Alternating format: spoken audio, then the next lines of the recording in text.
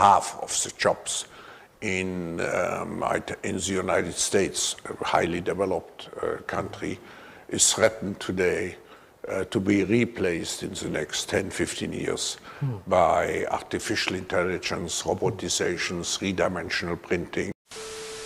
Thank you, Minister, to remind you how much progress we have made as a humankind.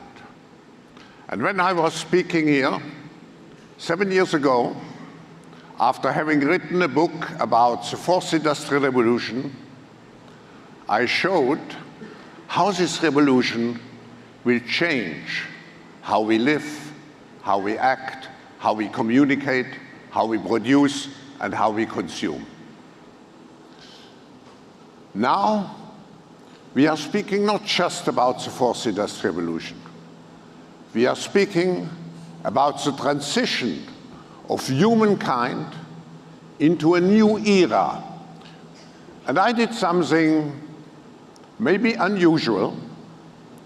I took ChatGPT and I had a long discussion with ChatGPT, with my pod, if I may say so, to see how this new era will look like.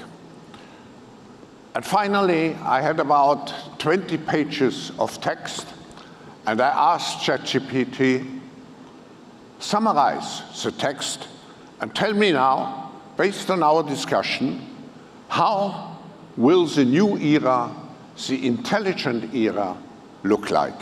And I read you the text.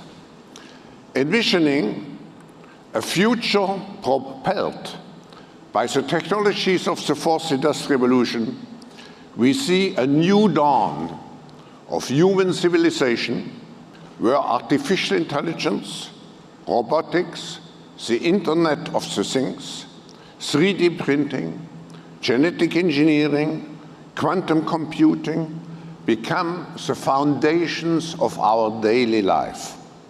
Environmental stewardship is paramount, with technologies deployed to combat climate change, protect biodiversity, and restore natural ecosystems. Just think of the power of the combination of artificial intelligence, quantum computing, and big data.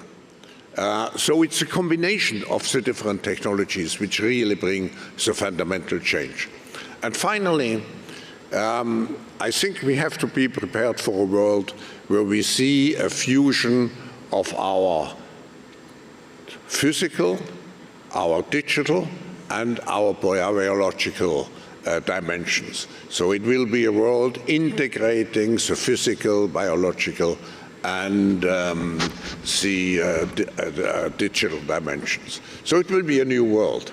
And I'm looking for a minister in 10 years, probably it will be completely different from what it is now. I've worked on climate change for 25 years. I worked on climate change since '73. So you just to tell you, because I was the person who gave the Club of Rome the first big platform.